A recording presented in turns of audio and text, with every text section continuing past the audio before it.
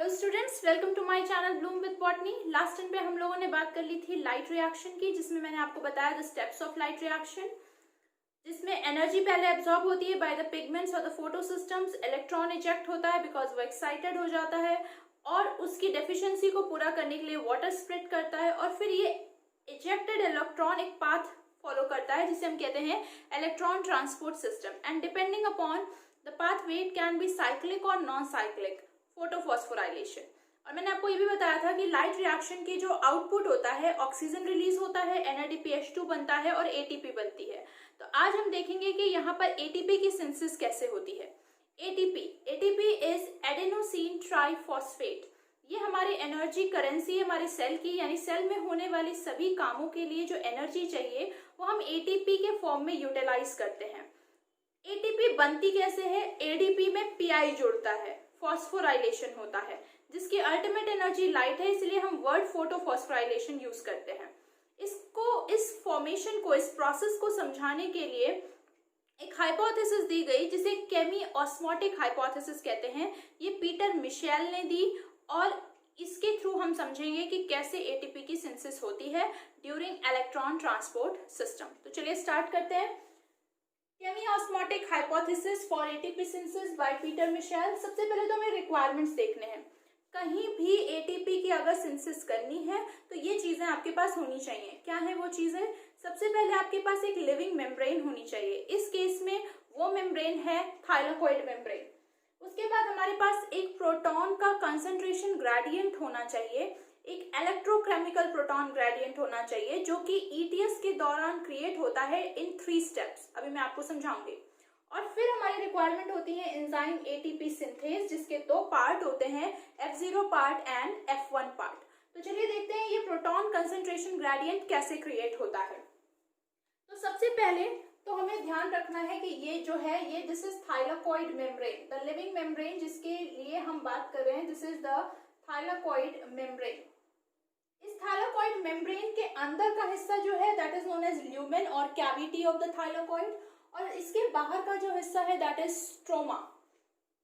अब इस थाइलाकोइड पे एम्बेडेड होते हैं फोटो सिस्टम्स। इनर साइड यानी ल्यूमन साइड पे अटैच होता है PS2 एंड आउटर साइड यानी स्ट्रोमा पे अटैच होता है PS1। अब दोनों पे लाइट फॉल की, दोनों पे फोटॉन्स या क्वांटम्स फॉल किए, दोनों से इलेक्ट्रॉन इजेक्ट हुए और उसके बाद आप इलेक्ट्रॉन ट्रांसपोर्ट सिस्टम पढ़ चुके हो। इसका पहला इलेक्ट्रॉन कैरियर फेयोफाइटिन, यहाँ आयरन सल्फर के क्लस्टर्स। ये पॉइंट इंपॉर्टेंट है। अब देखिए आप स्टेप बाय स्टेप किसी भी मेम्ब्रेन के अक्रॉस प्रोटॉन कंसंट्रेशन ग्रेडियंट कब क्रिएट होगा? जब एक जगह से आप कम करते जाओगे और एक जगह पे ज्यादा करते जाओगे तो ऑब्वियसली कंसंट्रेशन डिफरेंस आ जाएगा and that creates the concentration gradient यानी कंसंट्रेशन डिफरेंस। तो हमें H+ आयन का कंसंट्रेशन डिफरेंस देखना है, कहाँ कहाँ क्रिएट हुआ।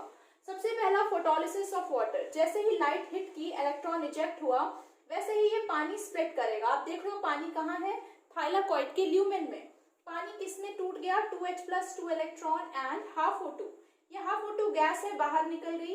ये इलेक्ट्रॉन फोटो सिस्टम ने ले लिया तो क्या बचा? केवल 2H+। This is the step number 1। हम देख रहे हैं H+ कहाँ ऐड किया गया? ल्यूमेन में। उसके बाद आते हैं क्विनॉन पंप पे, second step. Plastoquinone is basically a hydrogen acceptor. ये जो है ये बेसिकली हाइड्रोजन एक्सेप्टर होता है। It is also electron carrier but basically it is a hydrogen acceptor. तो ये यहाँ से इलेक्ट्रॉन लेता है और स्ट्रोमा साइड से, ये हिस्सा बाहर का पूरा हिस्सा स्ट्रोमा है, तो इसने स्ट्रोमा से H+ लिया, इधर से इलेक्ट्रॉन लिया और उसको जबरदस्ती पुश कर दिया H+ को ल्यूमेन में। This is the second step. तो आप देख रहे हैं 2 स्टेप पे हमने H+ कहाँ ऐड किया? ल्यूमेन में। तो यहाँ H+ बढ़ रहा है, इंक्रीज हो रहा है और इलेक्ट्रॉन जो लिया था वो सामने वापस ट्रांसफर हो गया in the electron transport system. अब फाइनली जब फाइनल इलेक्ट्रॉन एक्सेप्ट होता है तो ये इलेक्ट्रॉन NADP+ और 2H+ ये ऐड होता है। तो स्ट्रोमा में H+ को डिक्रीज किया। आप देख रहे हो यहाँ से भी स्ट्रोमा से H+ कम हुआ, यहाँ से भी कम हुआ, यहाँ ऐड हुआ, यहाँ ऐड हुआ। So this is step number 3।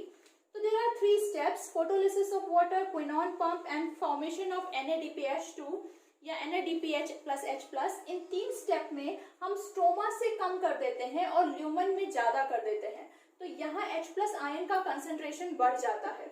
H plus ion concentration बढ़ेगा तो pH डिक्रीज हो जाएगा, एसिडिक हो जाएगा। आप सब जानते हैं कि अगर H प्लस आयन कंसेंट्रेशन बहुत ज्यादा बढ़ जाए तो pH एसिडिक हो जाता है, लो हो जाता है। तो it is as low as 2 और बाहर का pH होता है अप्रोक्सीमेटली 5 और ये pH डिफरेंस एक लिविंग सिस्टम में एक्सेप्टेबल नहीं है because then enzymes won't work. तो इस pH को मेंटेन करना है, यानी हम कह लें कि H प्लस आयन को मेंटेन करना है। अब आप बताओ कि H प्लस आयन ज्यादा कहाँ है, दिख रहा है ना, कहाँ ज्यादा है, ल्यूमेन में, कम कहाँ है, स्ट्रोमा में। तो हम अगर मेंटेन करना चाहे तो कहाँ से कहाँ भेजेंगे, H प्लस आयंस को ल्यूमेन से स्ट्रोमा में भेजेंगे। अब क्योंकि ये चार्ज्ड पार्टिकल्स हैं तो ये इस मेम्ब्रेन से अपने आप नहीं जा पाते, इनको एक चैनल की जरूरत है, एक टनल की जरूरत है, एक ट्रांसमेम्ब्रेन प्रोटीन की जरूरत है और वो ट्रांसमेम्ब्रेन प्रोटीन है F0 part of ATP synthase. तो जैसे ही अंदर का H प्लस आयन कंसेंट्रेशन बढ़ता है ये एंजाइम एक्टिवेट हो जाता है, ये ATP synthase enzyme it activates और जब ये एक्टिवेट हो जाता है तो इसका F0 पार्ट, ये ट्रांसमेम्ब्रेन प्रोटीन है, ये टनल बनाती है, एक गेट बनाती है, एक चैनल बनाती है जिसके through H plus ion lumen से स्ट्रोमा में जा सकता है। तो ये H प्लस आयन इनके थ्रू यहाँ से यहाँ जाता है और जब ये जा रहा होता है तो इसका जो F1 पार्ट है, F1 पार्ट नॉब जैसा होता है, जैसे दरवाजे में नॉब होती है जिसको घुमा के आप दरवाजा खोलते हो, बिल्कुल वैसा ही। तो जब ये H प्लस आयन जाता है तो ये नॉब घूम जाती है और जब ये घूमती है तो एनर्जी डेवलप होती है जिसमें ADP में PI जुड़ जाता है। And addition of phosphate to anything is known as phosphorylation और क्या बन जाता है, ATP। And since its ultimate energy is photon, इसीलिए इसको क्या बोलते हैं, फोटोफॉस्फोराइलेशन। बात समझ में आ गई? तो इस तरीके से आप देख रहे हो कि ADP में PI जुड़ेगा और ATP बन जाएगा। Now we all know that the movement of water from its high concentration to low is known as osmosis और यहाँ पे water का एक केमिकल आयन मूव कर रहा है, इसीलिए इसका नाम है केमिओस्मोटिक।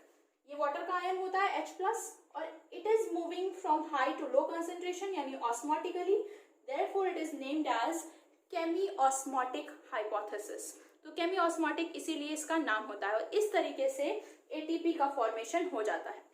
एक चीज बड़ी इंटरेस्टिंग सब लोग ध्यान दो कि ये ATP और ये NADPH2 ये दोनों जो एनर्जी कंपाउंड्स हैं ये कहाँ बन रहे हैं, स्ट्रोमा में बन रहे हैं। यानी ये बोथ एनर्जी कंपाउंड्स, ये पावर्स, ये हमारे स्ट्रोमा में डेवलप होते हैं, इसीलिए आगे का जो भी काम होता है फोटोसिंथेसिस का वो स्ट्रोमा में होता है। और आगे का काम कार्बन का एसिमिलेशन है, इसीलिए इन दोनों को एसिमिलेटरी पार्ट्स भी कहा जाता है। ठीक है, तो अब हम कुछ छोटे छोटे टॉपिक्स के बारे में बात करेंगे जैसे क्वांटम की रिक्वायरमेंट, क्वांटम की यील्ड, क्वांटम का कन्वर्जन, इमर्शन के इफेक्ट और उसके बाद फिर हम स्टार्ट करेंगे डार्क रिएक्शन। तो let's talk about that. So let's talk about these small topics, although ये आपकी NCERT में नहीं है लेकिन इन पर क्वेश्चंस आ जाते हैं। सबसे पहले हम बात करते हैं क्वांटम रिक्वायरमेंट की। क्वांटम रिक्वायरमेंट का क्या मतलब है कि एक ऑक्सीजन मॉलिक्यूल इवॉल्व करने के लिए कितने फोटॉन्स की जरूरत पड़ सकती है, दैट इज क्वांटम रिक्वायरमेंट। अभी हमने देखा कि जब इलेक्ट्रॉन इजेक्ट होता है तो 1 पेयर ऑफ इलेक्ट्रॉन इजेक्ट होता है, 1 पेयर ऑफ प्रोटॉन्स रिलीज होते हैं। तो उसके लिए कितनी एनर्जी चाहिए, 4 फोटॉन्स के बराबर, लेकिन उससे हाफ O2 निकलती है। तो फुल O2 निकालने के लिए ये काम 2 बार करना पड़ेगा, तो हमारा ये सारा रिक्वायरमेंट डबल हो जाएगा, यानी 4 इलेक्ट्रॉन, 4 प्रोटॉन एंड 8 फोटॉन्स। तो क्वांटम रिक्वायरमेंट कितनी हुई, 8 फोटॉन्स। तो what is quantum requirement, it is number of photons और quantums required for evolution of one oxygen molecules and that is 8 photons। तो मैंने ये भी लिख दिया है कि 4 इलेक्ट्रॉन, 4 प्रोटॉन्स एंड 8 फोटॉन्स की जरूरत पड़ती है 1 O2 के इवोल्यूशन के लिए। Next topic is quantum yield. Quantum yield का मतलब एफिशिएंसी, एक क्वांटम की कितनी एफिशिएंसी है। तो अभी पता चल गया कि 8 फोटॉन से 8 निकलता है, तो 1 फोटॉन से कितना निकलेगा, 1/8। तो क्वांटम यील्ड क्या हो जाता है, number of oxygen evolved by 1 quantum और फोटॉन। तो 8 फोटॉन से 1 ऑक्सीजन निकल रही है, तो 1 फोटॉन से 1/8 दैट इज 0.125 और 12.5%। तो this is the quantum yield. आता है साइट ऑफ क्वांटम कन्वर्जन, कि वो जगह कौन सी है जहां ये लाइट की एनर्जी जो कि पैकेट्स के फॉर्म में है, फोटोन के फॉर्म में है, ये कन्वर्ट कब हो जाती है। तो ये कन्वर्जन की जो साइट है, this site is chlorophyll A molecule and that is why it is known as reaction centre. सिर्फ उसी में ये एबिलिटी है कि वो लाइट एनर्जी को एब्जॉर्ब करके उतने ही इक्विवेलेंट एनर्जी का इलेक्ट्रॉन इजेक्ट कर दे। तो उसने क्या किया, लाइट की एनर्जी जो फिजिकल एनर्जी है लाइट की, उसको केमिकल एनर्जी ऑफ इलेक्ट्रॉन में कन्वर्ट कर दिया। दैट इज क्वांटम का कन्वर्जन, यानी लाइट की एनर्जी का कन्वर्जन। तो site of quantum conversion is reaction centre और chlorophyll A molecule is the site of quantum conversion where physical energy of photon yani light is converted into chemical energy of ejected electron. Now ये एक experiment है जो कि immersion ने किया था।